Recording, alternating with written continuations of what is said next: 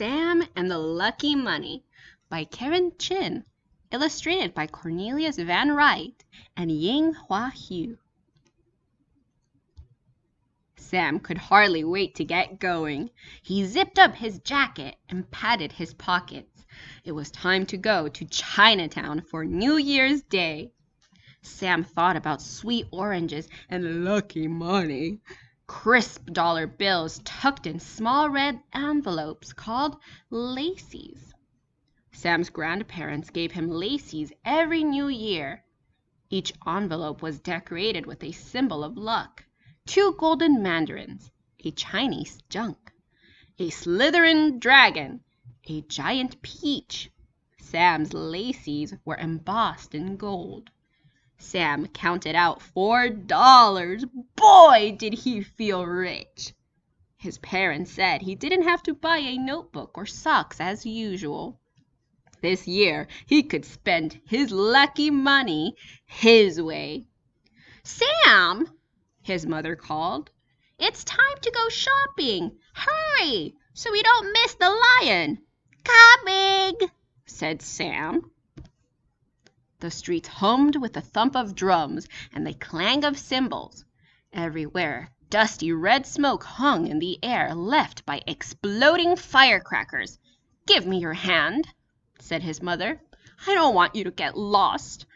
Sam took her hand reluctantly. It seemed like everyone was shopping for New Year's meals.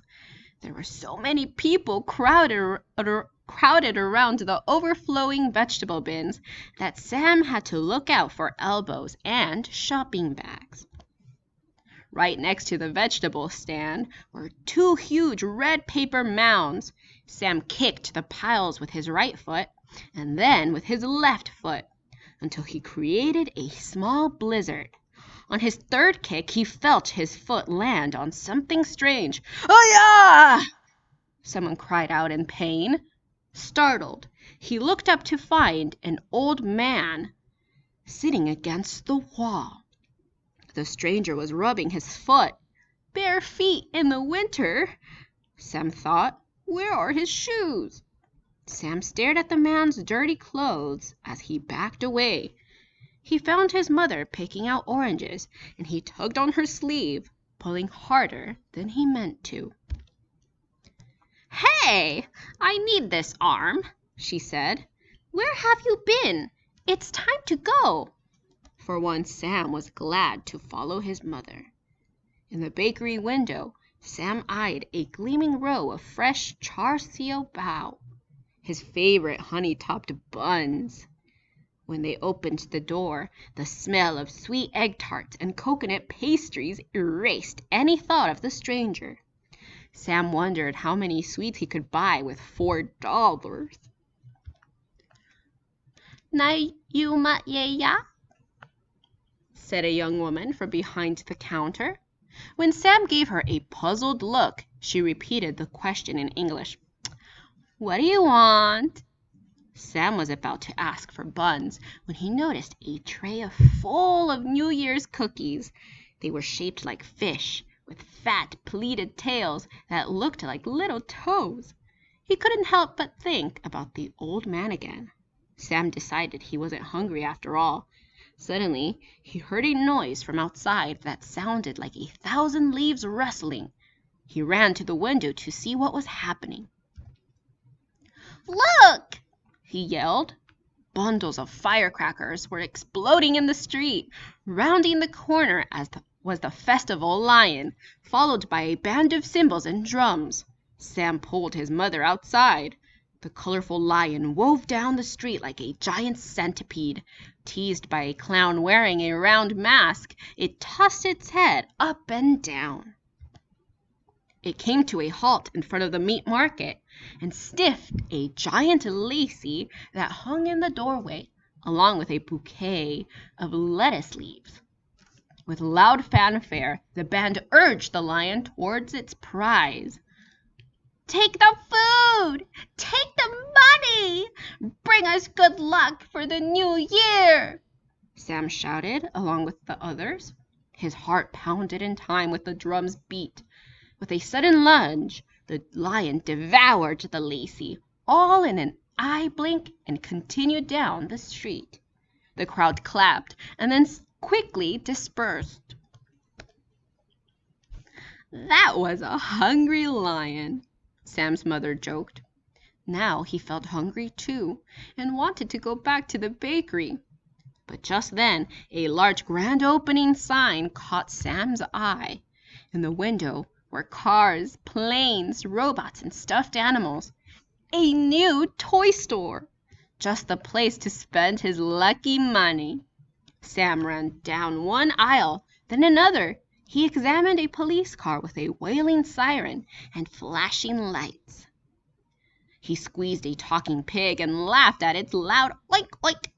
Then he spotted basketballs. A new basketball was the perfect way to spend his lucky money. But when he saw the price tag, he got angry. "I only have $4, he shouted. "I can't buy this." In fact, everything he touched cost more than that. "What is $4 good for?" he complained, stamping his feet. His mother scrunched up her eyes, the way she always did when she scolded him, and guided him out the door. Sam couldn't help it. Even with all the shiny gold on them, the leisees seemed worthless. "Sam, when someone gives you something, you should appreciate it," his mother said as she marched him along. Sam stuffed his leisees back in his pockets. The sun had disappeared behind some clouds, and he was starting to feel the chill. He dragged his feet along the sidewalk. Suddenly, Sam saw a pair of bare feet and instantly recognized them. They belonged to the old man he had seen earlier. The man also remembered him, and smiled. Sam froze in his steps, staring at the man's feet. His mother kept walking. When she turned back to check on Sam, she noticed the old man. "Oh," she said, shifting her shopping bags so she could dig in her purse for some coins. "Sorry, I only have a quarter." The man bowed his head several times in thanks. "He acts like it's $1,000,000, Sam thought, shaking his head. As they started to walk away, Sam looked down at his own feet, warm and dry in his boots. Suddenly, he stopped. "Can I really do anything I want with my lucky money?" he asked. "Yes, of course," his mother answered. Sam pulled his leisees from his pockets. The golden dragon looked shinier than ever. He ran back and thrust his lucky money into the surprised man's hands. "You can't buy shoes with this," he told the man, "but I know you can buy some socks." The stranger laughed, and so did Sam's mother. Sam walked back to his mother and took her warm hand.